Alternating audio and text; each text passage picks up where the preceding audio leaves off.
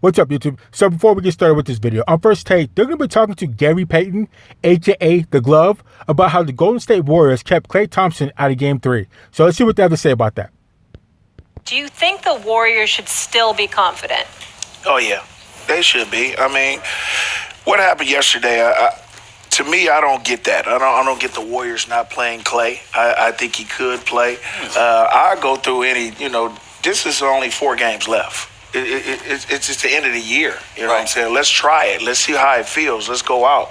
And yesterday they left it on to Curry, and it wasn't enough. They don't have enough. But do you really make that call if you think that it potentially could damage him for a game 4, 5, 6? Even do you make that call? I still make the call. Well, today's era is a little bit different. They're a little softer than what we were. You know what I'm saying? So, I played in the 96 finals with a torn calf muscle. So what? And then guarded Michael Jordan.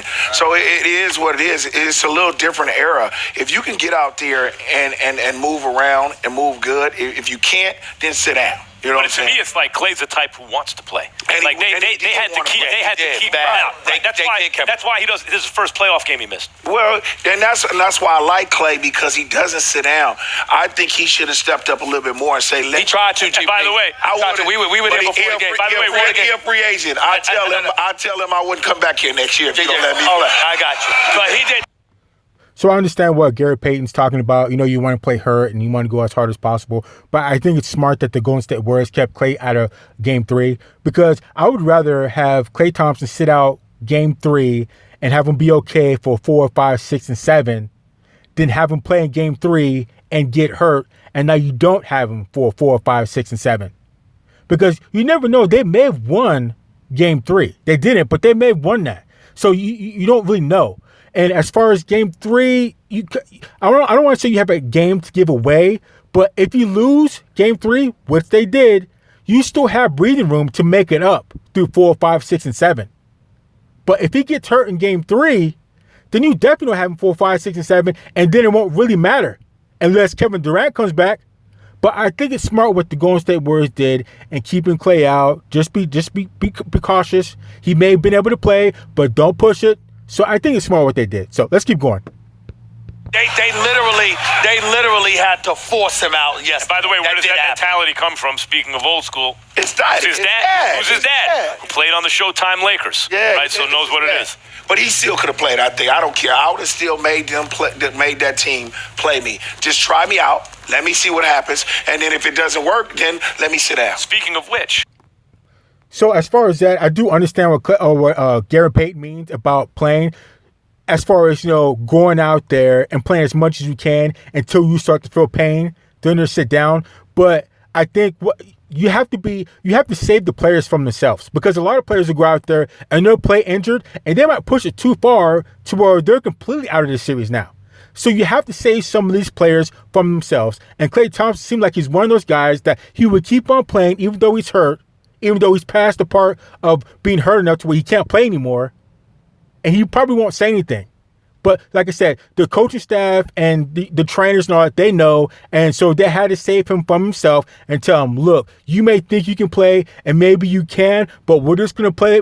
We're just going to make sure that you're okay for game 4, 5, 6, and 7. We're going to sit you out, and we still have breathing room for the other games, but we're going to sit you out. So I don't know. Let's keep going, though.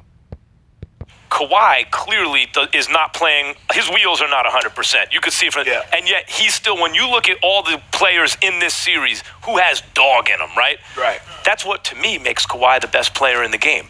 Both ways. On defense, he's an all-time great. On offense, he still does what he has to do in big moments. If he's hurt or not, no excuses. Well, and Max, it's getting kind of old with you talking about Kawhi Leonard, because you flip-flop. When Kawhi's winning, he's the best player in the NBA, and he's all this and he's all that. I love him. He's the best player in the NBA. But once he loses, Kawhi trash. He's just trash. He can't shoot. He doesn't know how to pass the ball. Yada, yada, yada. And then he wins again. And then all of a sudden, now Kawhi Leonard, he's the best player in the league. And he's my favorite player. And he's the best player in the playoffs right now. and then he loses, and then he's back to being trash. So stay consistent, or just don't say anything about your status of what you think Kawhi Leonard is as far as being the best, Max. So let's keep going. That's what you call a dog, and then that's what you call a different, organization. They're letting Kawhi play. The Toronto letting him play. And I think Golden State is just a little bit more cautious on things. I think they should let these players make their decision. Let the players make their decision. All right, you feel the way that you... So as far as Kawhi Leonard playing, he's the best player on his team. He's the best player on his team. His supporting cast is doing good. Marc Gasol, Van Fleet, and Pascal Siakam, they're doing good, but the number one key player is Kawhi Leonard, and he's pretty much the only one. Even if he doesn't have a good game, he pushes the players around him to be good. So he can't afford to sit out if he's hurt, which is why he's probably still playing injured. As far as the Golden State Warriors, they can afford to have Klay sit out because they have Steph still there, or Draymond Green. So there's other players there to back him up, especially if Kevin Durant was there. Now, I bet you if Klay Thompson was the only number one player on his team, I bet you he'd probably be playing. He would probably be playing, and he just have to go. You just have to go. It's all or nothing. So, I don't know. Let's keep going. Feel about Klay. How do you feel about KD's injury and what they should do with KD? Well, we don't know what the injury is really serious about. We don't know how serious it is. We don't know. We don't know if there was a partly tore. They tell you what they want to tell you, and then they do what they want to do. So, but KD is supposed to come back tomorrow, so it's coming back more quickly. But we don't know what the injury was. We don't know what that injury was, so they probably don't want to tear it because they want him to come back here next year. So you don't want him to mess up stuff. So we don't know what that injury was. Let me transition to Kawhi Leonard, because when I think about, so many people like Doc Rivers talked about some of the things that he does. He never said he was Michael Jordan, but he said that some of the things he did is similar to how Michael Jordan beat you. But when I think about Kawhi, I think about you. Because I think about him as a lockdown defender and how everybody praises him, because that's where he made a name for himself. But he just started scoring more than 20 points a game 2-3 years ago. Right. His real claim to fame is his defensive prowess. That's why he won the MVP in the finals when he was going against Miami and LeBron. He scored over 20 the last 3 games, but it was really his defense against LeBron that he got credit for. What do you think of Kawhi as a defender, and how do you compare him to anybody else in the league on the defensive side of the ball? Well, I think he's a great defender. I mean, because he's big, he's got a big size to him. I wish I could have had him play in my era where we could put our hands on everybody and do what we can do against it. Because, right now he's defending people the way he should. Mm-hmm. Tough, aggressive, and he's more stronger than everybody else. As you say, he just started to be a two-way player. That's right. He wasn't really like a scorer like that in the beginning, but I like him because he goes and he takes the responsibility of guarding the best player. That's what I love. And that's what I love about it too, because it wouldn't be no way that I'll play in these series and don't guard KD or Steph or nobody. And then he does that, and although his passing is coming along too, because I saw last night, I'm like, come on, Kawhi, you got to have a big game. His shot's not really falling. It's a lot of, but still, he's getting to the free throw line, dribble penetration, kicking out to shooters, distributing it. He's taking it upon himself to run the offense. How did you think he ran the offense last night? I think he did a good job because he wasn't on. And then you know what the Warriors did. The Warriors did what Toronto did to Steph. They were doubling him. And then what did he do? He just took the shots that they allowed him to do. And then when he took them shots, he got fouled. And then when he got fouled, he makes free throws. He doesn't miss free throws. So he was doing what he's supposed to. And then the big guys stepped up. Green and Lowry, they stepped up. Well, see, they wasn't making shots in the last That's where I'm going, because all 5 of their guys launched at least double-digit shot attempts. And then, you had 16, 18, 17 points across the board. Gasol had 17. Siakam had 18. Danny Green had 18, except Kyle Lowry, 23. Obviously, Kawhi Leonard, 30. But when I look at Toronto, I think the thing that's going on, notice, they shot 52% from the field. They shot nearly 45% from three-point range. You really counting on them doing that as this series progresses? I'm not. Me neither. I don't think they can do that all the time, but as you understand, they had a good game. That's right. They had a good game, and they had a good game at the right time because all of the Warriors players are hurt. So now let's see if you get KD and you get Klay back, what's going to happen, because them dudes are going to make shots too, and they're going to put pressure on them. I want to ask you about a player now who I suspect you'll see is a kindred spirit in certain ways, like the way I talked about Kawhi being old school, has that dog in him, and everyone knows Draymond. He saves his best for the biggest moments. Iguodala, to me, has always been the guy who has not gotten enough credit throughout this dynasty.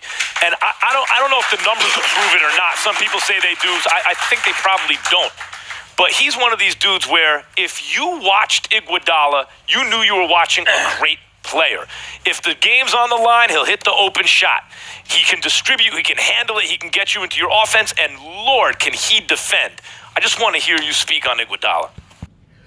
So before GP says something about Iguodala, I don't know why people keep saying that. I think Iguodala gets the type of praise that he's supposed to get for the type of player that he is. So he's not necessarily a starter because he's not better than Kevin Durant. He's not better than Steph Curry. He's not better than Klay Thompson. He might be just as good as Draymond. So I don't see where he's supposed to get more praise than those guys. He's coming off the bench. He does an excellent job. He's a clutch bench type guy, and I'm sure he could be a starter, but he's just not. And the fact, if anybody wants to question how good he is or what type of player he is, well, he got Finals MVP. He got Finals MVP for a reason, and there are a lot of players out there that people consider that are better than Iguodala that haven't been to the finals, haven't won a ring, and haven't been Finals MVP. So I'm pretty sure Iguodala sleeps at night sleeping pretty well, knowing that he was Finals MVP. And there's a lot of guys out there that don't have rings, that haven't been Finals MVP, and that a lot of people consider that are better than him. So I don't think Iguodala has a problem with that. And I think Iguodala gets the praise that he's supposed to get. So let's keep going. Well, he's a glue, because he does everything. You see what he did in game 2. He makes a big shot. And you're right. He doesn't get enough attention. And I think that's why he won the 20.